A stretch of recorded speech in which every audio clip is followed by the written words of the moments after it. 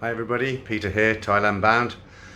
Here I am in sunny downtown Huahin. Very hot today. Let me just show you a quick view from the balcony. So I'll bring it out here. As I say, it's very hot today, guys, probably 38 degrees. So I'm actually staying on Soi 94. I'm right on the end of Soi 94. And as you can see, I've got a pretty good view off the balcony here. That's all Huahin, mountains off there in the distance.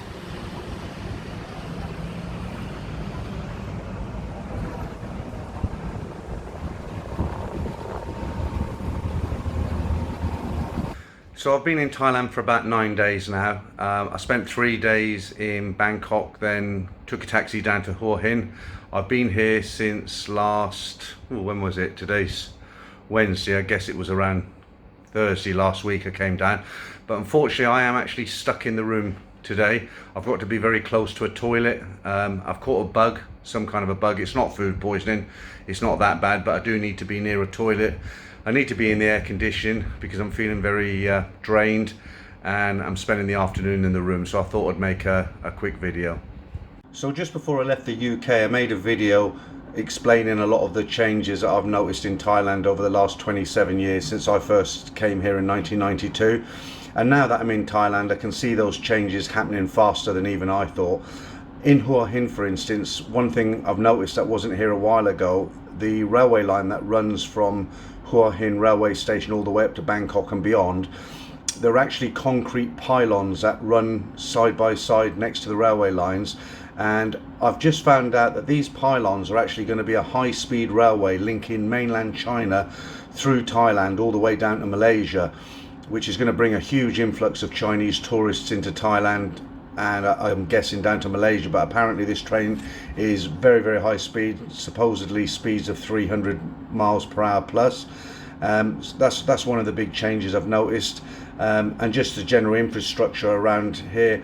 If you're familiar with Huahin, you'll know Soi 94. It's just off the Pekassin Road. It's on the other side of the main dual carriageway, which is Pekassin Road, to the more familiar five-star hotels like the Hilton. And basically I stay in 94 because it's a little bit cheaper, it's a little bit quieter. You can rent a motorcycle down here.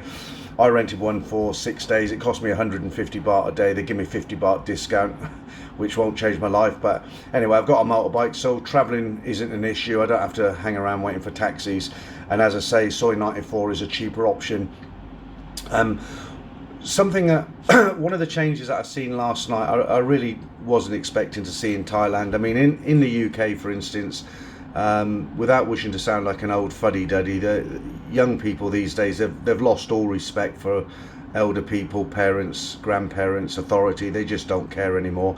And that's one of the things I really like about Thailand. They still have the old family values, respect to their parents, their grandparents. The family is a nucleus, as you could say. It's very, very important in the West. That's gone years ago, as far as I can see, especially in the UK, and I'm guessing in other parts of the Western world. So last night, I'm not staying in the Narawan this time. That's the Narawan Hotel. It's just next to the railway lines. But what I like about the Narawan is opposite there's a couple of good restaurants. One in particular, it used to be called Joe's. It's just changed hands. It's called Pat's. Just come back from lunch here. I actually had a soup. I'm not feeling too great at the moment. But as I say, I was there last night having dinner, and I seen something, as I say, I just wouldn't expect to see in Thailand. So I'm sitting there right next to the road, and there's two elderly couples walking down the street. Now they've either just been to dinner or they're on the way to the dinner. They must be anywhere between 65 and 72, 73, I'm guessing. Very respectable looking elderly couples. Two of them are very nice. They look like they wouldn't say boo to a ghost, wouldn't bother anyone. So they're walking down the street close to the side of the road to keep out the way of the traffic, and a pickup truck comes down the road, window open on the passenger side. Young boy, I'm guessing about 20, in the passenger seat. He had one of these plastic cups full of either Coca-Cola or Sprite or even water, I don't know. But as he went past the older couple, the two couples, he actually threw his drink over them, which you know, that's the sort, as I say, that's the sort of thing I'd expect to see in the UK, not in Thailand. And I'm just wondering, is this the way things are going? I mean, is it going more like the West in Thailand? If you know, a lot of these quieter streets, you've always been able to get McDonald's and pizza and all this sort of thing. If you go to the heart of any city in Bangkok, Hua Hin's no different. If you go to Market Village, they've got everything you find in the West there. But these smaller street vendors, you know, you'd go there and you'd eat traditional Thai food, you know, prawns, fried rice, that sort of thing. But they're all advertising steak, pizza. It's going very westernized. As you know, the Thai baht is very, very strong now. I've noticed a lot less visitors in Hua Hin. There's a lot of people make videos, they complain Thailand's expensive. I don't necessarily think it's more expensive. It depends where you are. If you're living as a holiday maker in a tourist resort, then it will be very expensive. But generally, if you live like the Thais do, out of the main sort of tourist areas, it isn't particularly expensive. It's just that the Thai baht is extremely strong at the moment. When I was here in March, I got 41 baht to the pound. When I arrived, I changed £100. I got 36. I believe it's 37 now, so it's gone up a baht. But it's really crushing people. It's not just the UK pound; it's the American dollar, the Australian dollar. So people are feeling the pinch, and I think they're sort of thinking about alternative destinations.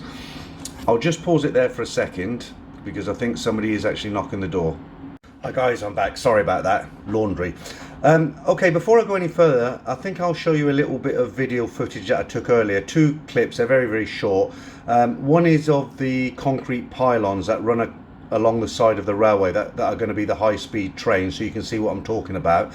And the other one is just a short video of Soi 94. If you've never been to Hua Hin before, then you can see whereabouts I'm talking about. It's quite a long street, quite nice to stay here, but you can have a look at, and I'll be back with you after I've showed you these two videos.